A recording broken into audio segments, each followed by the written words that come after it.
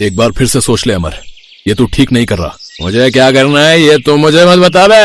अब तू देख इस बार मैं इसे जुए में कैसे हराता हूँ। अमर पूरी तरह नशे में चूर था और गुस्से में आकर अपने घर को दांव पर लगा देता है, लेकिन इस बार वो जुए में अपने घर को भी हार जाता है। घर पर उसके दोनों बच्चे अनु और रोहित पढ़ रहे थे। उसकी पत्नी रमा सिलाई मशीन पर कपड़े सिल रही थी।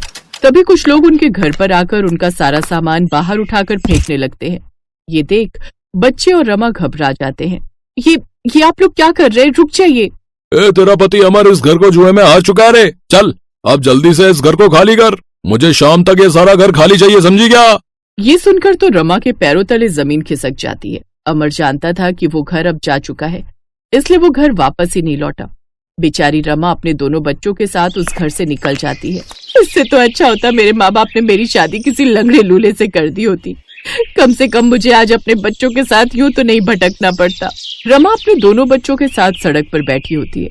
तभी उसकी बेटी अनु उससे बोलती है, माँ पेट में जोरों की भूख लगी है, मुझे कुछ खाने को दो ना। घबराओ नहीं बच्चों, मैं उस सामने वाले ढाबे से खाने के लिए कुछ लेकर आती हूँ। रमा उस ढाबे वाले के पास जाती है और उससे कुछ खाना लेती है और अपने बच्चों को खाने को देती है। भाई साहब, क्या हमें आसपास यहाँ कोई रहने की जगह मिल जाएगी? हाँ रहने के लिए जगह तो मिल जाएगी, लेकिन क्या तुम्हारे पास किराया देने के पैसे हैं? हाँ थोड़े पैसे तो हैं, बाकी मैं सिलाई का काम जानती हूँ तो मैं सिलाई करके हर महीने पैसे कमा कमा कर किराया चुका दिया करूंगी। अब बस मुझे रहने के लिए जगह दे दीजिए, मेरे साथ दो छोटे छोटे बच्चे हैं। फिर ढाबे वाला उसे एक टूटे फूटे छोटे से घर में लेकर जाता है। देखो बहन जी, ये रहा कमरा, लेकिन इसके पूरे 4,000 लगेंगे। इस छोटे से कमरे के 4,000? भाई साहब मैं एक गरीब औरत हूँ, आप कुछ तो सोचिए। देखो जी, अगर तुम इतना किराया नहीं दे सकती तो कोई बात नहीं, और भी बहुत से लोग हैं जो इसके लिए तैयार हो जाएंगे। अब रमा के पास और कोई उपाय नहीं था, इसलिए उसने 4,000 में वो कमरा किराए पर ले लिया। वो अपने बच्चों के साथ वहीं रहने लगती है। उसने अपने घर के बाहर सिलाई वाली का पोस्टर चिपका दिया। कुछ दिन बाद उस पोस्टर को पढ़कर दो औरतें वहां आती हैं। क्या आप सिलाई करती हैं? जी हाँ। देखिए अगले महीने हमारी ननद की शादी है तो हमें काफी सारे कपड़े बनवाने हैं, लेकिन तुम एक महीने में इतने कपड़े सिल तो दोगी ना? हाँ हाँ आप चिंता मत कीजिए, मैं सब कपड़े सिल दूंगी। आप मुझे नाप दे दीजिए और आपके आस पड़ोस में भी किसी को कपड़े सिलवाने हो तो मेरे पास भेज देना, मुझे पैसों की काफी जरूरत है। वैसे एक सूट की सिलाई की कितनी कीमत लेती हो? ज्यादा नहीं दीदी, बस 250 रुपए। अरे वाह, दाम तो बहुत सही है। ऐसा करो तुम हमारा नाप ले लो और ध्यान रहे अच्छे से सूट सिलोगी तो मैं और भी ग्राहक लेकर आऊंगी। हाँ। अब दिन रात आंखें गड़ाए रमा उनके कपड़े अच्छे से सिलकर तैयार कर देती है। उन दोनों औरतों को उसके सिले हुए कपड़ों के डिजाइन बड़े ही पसंद आते हैं। धीरे धीरे करके आसपास की सभी औरतें उसके पास आने लगती हैं, जिस कारण रमा अच्छी कमाई करने लगती है। वो अपने दोनों बच्चों को स्कूल भी भेजने लगती है। ऐसे ही कुछ महीने बीत जाते हैं। फिर एक रोज वो ढाबे वाला रमा से किराया लेने आता है। ये लो भाई साहब आपका किराया। उस वक्त तो ढाबे वाला यानी कि सुधीर वहां से चला जाता है, लेकिन अब वो देखता है कि सरिता सिलाई करके अच्छी कमाई कर रही है, जिस कारण वो हर महीने थोड़े थोड़े पैसे बढ़ाने लगता है। और फिर एक रोज नहीं, अब महंगाई बढ़ गई है, इतने से काम नहीं चलेगा, अब किराया 6,000 लगेगा। क्या 6,000? भाई साहब आप मेरी मजबूरी का फायदा मत उठाइए, आप अच्छे से जानते हैं कि मेरे लिए कितना मुश्किल है इतना किराया निकालना। मुझे अपने बच्चों की फीस और घर का राशन भी तो देखना होता है। तो मैं क्या करूं? ये कोई धर्मशाला है क्या जो तुम्हें यहाँ रहने दूं? ये कहकर वो उसका सामान उठाकर फेंकने लगता है। नहीं भाई साहब ऐसा मत कीजिए, भाई साहब। उसकी आवाज सुनकर उस मोहल्ले की औरतें बाहर आती हैं। अरे ये मुआ सुधीर तो है ही ऐसा, इसके यहाँ जो भी किराएदार आता है उनके साथ वो ऐसा ही करता है, हर 2-2 महीने में किराया बढ़ाता जाता है। लेकिन रमा तुम चिंता मत करो, हम नहीं चाहते कि तुम यहाँ से जाओ। हाँ बिल्कुल, और अगर तुम चाहो तो मेरे घर में एक कमरा खाली पड़ा है, तुम वहाँ रह सकती हो, लेकिन हाँ बदले में तुम्हें मेरे सारे कपड़े मुफ्त में सिलने होंगे। आपका ये एहसान मैं कभी नहीं भूलूंगी। अब सभी औरतें रमा का सामान उठाकर लता के उस खाली कमरे में रख देती हैं। अब रमा उसके यहाँ रहकर अपना सिलाई का काम जारी रखती है। 1 महीना पूरा होते ही वो लता के पास कमरे का किराया लेकर जाती है, लेकिन जिसे लेने से वो इनकार कर देती है। नहीं रमा, मैंने कहा था ना मैं तुमसे किराया नहीं लूंगी। लेकिन क्यों दीदी, आप मुझसे किराया क्यों नहीं ले रही? वो इसलिए क्योंकि जो जिंदगी तुम जी रही हो वही मेरी माँ ने भी जी थी। उसने भी हमें सिलाई करके किराए पर रखकर जैसे तैसे पाला था। चाचा चाची ने मेरे पिता के गुजरने के बाद धोखे से सारी जमीन अपने नाम कर ली। जिसके बाद मेरी माँ ने दर दर की ठोकरें खाकर हमें पाला पोसा। मैं तुम्हारा दर्द अच्छे से समझ सकती हूँ कि किस तरह तुम ये सब झेल रही हो। मैं बस इतना चाहती हूँ कि तुम अपने बच्चों को पढ़ाओ, लिखाओ और उन्हें काबिल बनाओ। जिस दिन तुम्हारे बच्चे काबिल बन जाएंगे उस दिन मेरा तुमसे सारा किराया वसूल हो जाएगा। आपका बहुत बहुत शुक्रिया बहन। उस दिन से रमा और भी ज्यादा मेहनत करती है। अब दिन रात एक करके वो सिलाई का काम और भी बढ़ा लेती है और दिन रात मेहनत करके नए नए डिजाइन के कपड़े सिलती है, जिससे उसके पास और भी ग्राहक बढ़ जाते हैं।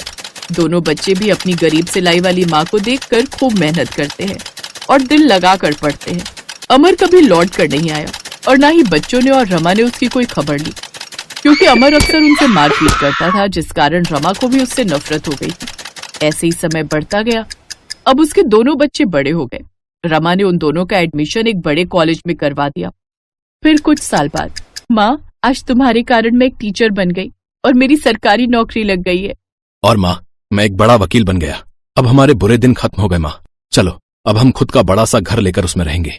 नहीं, लता बहन ने हमारे लिए बहुत कुछ किया है। मैं उन्हें इस गांव में यूं अकेले छोड़कर नहीं जा सकती। उनकी कोई संतान भी नहीं है और भाई साहब का भी निधन हो गया है। हमारे बिना वो अकेली हो जाएंगी। बिल्कुल ठीक कहती हूँ माँ। लता मासी भी हमारे लिए माँ समान है। हमारे बुरे वक्त में उन्होंने ही हमारा साथ दिया था। हाँ माँ, इसलिए अब वो भी हमारे साथ ही रहेंगी हमारे बड़े घर पे। हम दोनों भाई बहन उनका और आपका खूब ख्याल रखेंगे। अनु की बात सुनकर रमा बहुत खुश होती है। वहीं पीछे खड़ी लता भी ये सब सुन रही थी। ये सब सुनकर उसकी आंखों में आंसू आ जाते हैं। अब वो सभी एक बड़े से घर में रहते हैं जहाँ सुख सुविधा की हर चीज होती है। अब वो सभी खुशी खुशी रहने लगते हैं। चलो भाभी, अब चलकर सो भी जाओ। आप कितनी देर से सिलाई करने में लगी हैं? देखो तो अब कितनी रात हो गई। तुम लोग भी जाकर सो जाओ। मेरा थोड़ा सा काम बाकी है, वो पूरा होते ही सो जाऊंगी। कल कुसुम बहन जी को किसी फंक्शन में ये ब्लाउज पहन कर जाना है, इसलिए मुझे ये सुबह तक तैयार करना है। मगर भाभी, इन सब के साथ आपको खुद की सेहत का ध्यान रखना भी बहुत जरूरी है। सारा दिन तो आप बस कपड़े सिलने में ही लगी रहती हैं। अगर तुम्हारी ये गरीब दर्जी भाभी ये कपड़े नहीं सिलेगी तो पैसे कैसे कमाएगी और फिर तुम सबकी शादी कैसे करेगी? इतना कहते ही ममता की आंखें भर आती हैं। जाओ, अब तुम सब जाकर सो जाओ, नहीं तो सुबह कॉलेज जाने में देर हो जाएगी। अब वो पांचों सोने चली जाती हैं। अगले दिन सुबह पांचों कॉलेज जाने के लिए तैयार होती हैं तो रेनू का फटा हुआ सूट देखकर ममता कहती है, अरे ये क्या रेनू, तुम्हारा सूट तो फटा हुआ है। भाभी, हम पांचों के ही सूट फट गए। कॉलेज में हमारे साथी हम सभी का बहुत मजाक उड़ाते हैं। हाँ भाभी, आप हम पांचों के लिए नया सूट सिल दो ना। भाभी को तुम सब जानती हो ना, जो भी भाभी थोड़ा बहुत कमाती है वो घर के राशन पानी में खर्च हो जाता है। और सुधीर भाई की नौकरी भी छूट गई है और अब उनके पास कोई काम नहीं है। सॉरी दीदी। कोई बात नहीं, मैंने थोड़े पैसे जोड़ कर रखे हैं, उसी से तुम सबके लिए सूट सिल दूंगी। ये कहानी है गरीब ममता की। जब वो ब्याह कर इस घर में आई तो उसकी विधवा सास चल बसी। अपनी सास के जाने के बाद अपनी पांचों नंदों को माँ जैसा प्यार दिया ममता ने। उसका पति पढ़ा लिखा नहीं था, वो तो किसी फैक्ट्री में गार्ड की नौकरी करता था, लेकिन पिछले कुछ महीनों से वो घर पर ही था, क्योंकि वो जिस फैक्ट्री में काम करता था वो बंद हो गई थी। तब से ममता ही सिलाई का काम करके जैसे तैसे घर खर्च चला रही थी।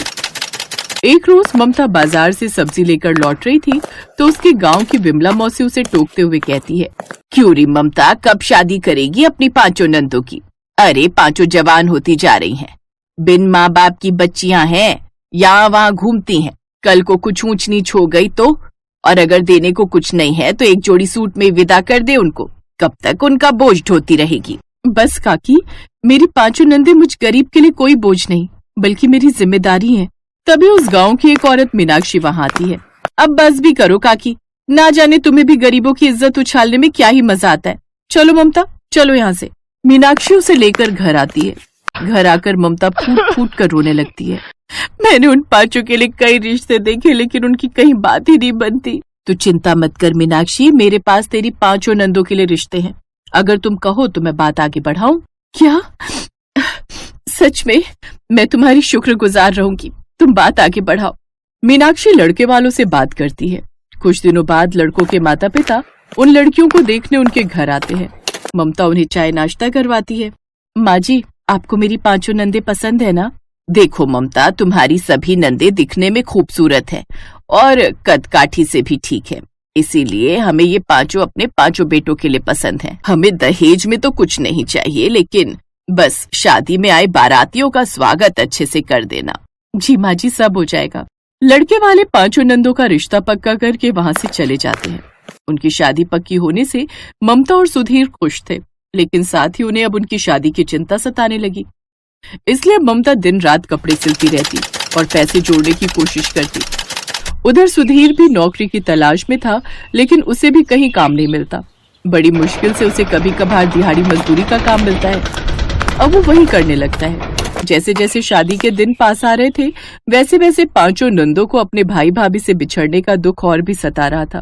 भाभी, कुछ दिनों बाद हम पांचों पराई हो जाएंगी, फिर अकेली रह जाओगी इस घर में आप। ये सुनकर गरीब दर्जी भाभी का दिल भर आता है। अरे मेरी प्यारी ननद, मैं अकेली कहाँ हूँ? तुम पांचों की मीठी मीठी यादें तो है उस घर में। फिर वो पांचों भावुक हो जाती हैं और अपनी भाभी के गले लग जाती हैं। कुछ दिन बाद शादी की तैयारियां शुरू हो जाती हैं।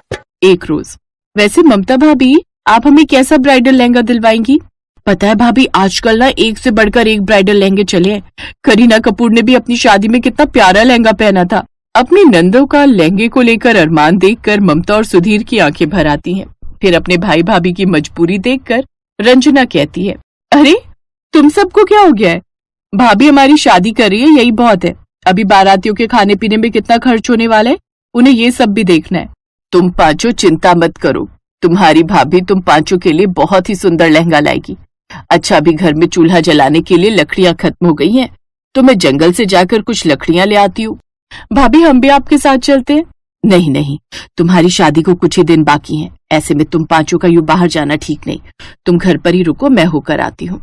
ये कहकर ममता जंगल की तरफ चली जाती है और एक पेड़ के नीचे बैठकर रोने लगती है। मेरी पांचों नंदों की शादी है, लेकिन मेरे पास बिल्कुल भी पैसे नहीं। मैं गरीब कहाँ से उनकी शादी में बारातियों को खाना खिलाऊंगी, और तो और मैं उन पांचों के लिए लहंगा कहाँ से खरीद कर लाऊंगी। वो बेचारी कितनी मासूमियत से अपने लहंगे के अरमान बता रही थी, लेकिन मुझ गरीब के पास इतने पैसे भी नहीं कि उनका ये छोटा सा सपना भी पूरा कर सकूं। आज अगर सासू माँ होती तो खुशी खुशी अपनी पांचों बेटियों को विदा करती, लेकिन मैं अभागन अपनी जिम्मेदारियां निभाने से चूक गई। माँ जी, मैं उन पांचों को कोई भी खुशियां नहीं दे पा रही हूँ।